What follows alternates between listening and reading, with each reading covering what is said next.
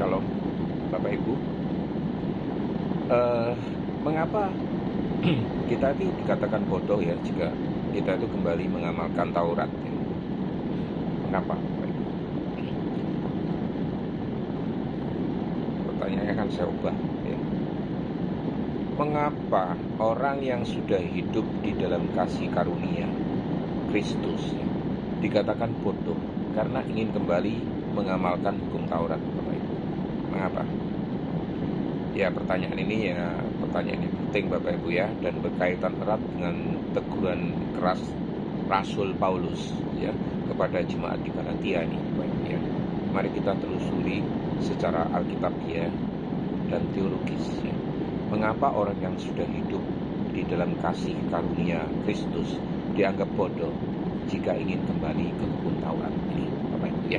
Dasarnya adalah Galatia 3 ayat 1-3. Saya bacakan ya. Hai orang-orang Galatia yang bodoh, siapakah yang telah mempesona kamu?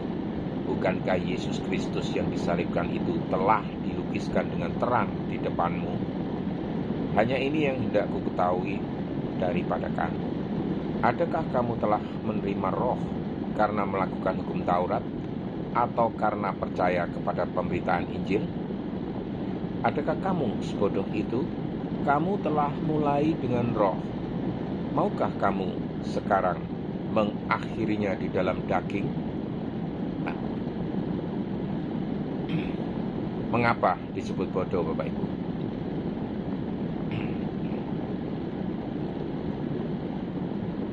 Sah menerima anugerah dan keselamatan melalui iman kepada Kristus, bukan karena perbuatan hukum Taurat. Namun sekarang berbalik dan ingin mengekspresikan iman mereka dengan kembali mengandalkan hukum. Itu artinya mereka meninggalkan Injil yang benar dan beralih kepada cara yang tidak bisa menyelamatkan. Karena hukum Taurat bukan menyelamatkan, hukum kasih karunia lah yang menyelamatkan berdasarkan iman, sedangkan hukum Taurat berdasarkan perbuatan. Nah, sekarang bagaimana? Kasih karunia versus hukum Taurat. Jadi, ya. Hukum kasih karunia itu bagaimana? Hukum kasih karunia menyatakan bahwa manusia diselamatkan oleh iman, bukan oleh usaha atau hukum, ya. Menempatkan karya salib Kristus itu sebagai pusat penebusan. Coba Bapak Ibu baca Efesus 2 ya, ayat 89 misalnya ya. Kalau hukum Taurat beda Bapak Ibu ya. Hukum Taurat itu menuntut ketaatan mutlak Bapak Ibu. 613 mitzvot ya. Satu saja tidak terlaksana. Itu diperhitungkan kepada seluruhnya, kepada 612 yang sudah Bapak Ibu lakukan. Gagal Bapak Ibu ya. Tidak dapat menyelamatkan jelas ya. Hanya menyadarkan akan dosa. Itulah hukum Taurat sifatnya ya. Di Roma 3:20 Bapak Ibu bisa baca itu. Jadi ketika orang sudah ditebus oleh darah Kristus, kembali ingin menyucikan diri atau mencari pembenaran lewat hukum, mereka itu seolah-olah berkata begini Bapak Ibu ya, bahwa salib Kristus belum cukup. Itulah sebabnya Paulus menyebutnya kebodohan rohani ya. Yaitu tadi kalau Bapak Ibu baca di Galatia 3 ayat 1-3 tadi Bapak Ibu ya. Yang jelas ya, meninggalkan Injil itu adalah pengkhianatan iman Bapak Ibu. Galatia 1 ayat 6-7. Aku heran bahwa kamu begitu lekas berbalik dari Dia, yang oleh kasih karunia-Nya, yaitu kasih karunia Kristus, telah memanggil kamu dan mengikuti suatu Injil lain ini, yang sebenarnya bukan Injil. Kembali ke hukum Taurat Bapak Ibu berarti mengkhianati Injil kasih karunia pertama. Yang kedua, menukar kemerdekaan di dalam Kristus dengan perbudakan hukum. Galatia 5 ayat 1 ini ya.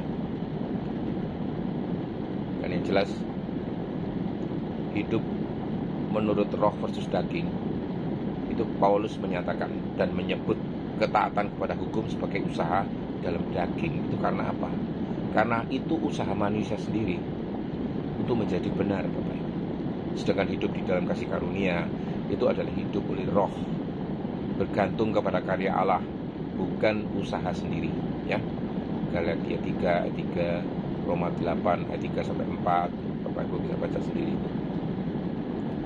Jadi aplikasinya bagi orang percaya sekarang, jika seorang Kristen sudah percaya kepada Kristus lalu mengandalkan hukum, ya, berbalik ke hukum, aturan-aturan lahiriah atau usaha sendiri untuk menyelamatkan diri atau ingin lebih suci, maka sesungguhnya ia menolak salib Kristus secara tidak langsung. Dan ia merendahkan karya Roh Kudus dan menempatkan diri kembali di bawah kutuk ini.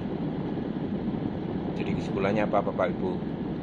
Orang yang sudah menerima kasih karunia Kristus namun kembali ke hukum Taurat disebut bodoh oleh Paulus karena pertama, ia meninggalkan dasar Injil. Itu iman Kristen, ya. Inti iman Kristen. Ia berusaha menyempurnakan dirinya dengan cara yang sudah terbukti gagal di masa lalu ini. Dan terakhir, ia menolak cukupnya karya Kristus dan kembali ke sistem yang tidak bisa menyelamatkan. Wow, sayang sekali Bapak Ibu, ya. Itulah intinya. Dan begitulah apa yang saya ungkapkan ini, meskipun tidak terlalu panjang, cukup singkat, tapi mudah-mudahan bisa menerbitkan satu pemahaman yang benar. Shalom Bapak Ibu, semoga Tuhan berkati.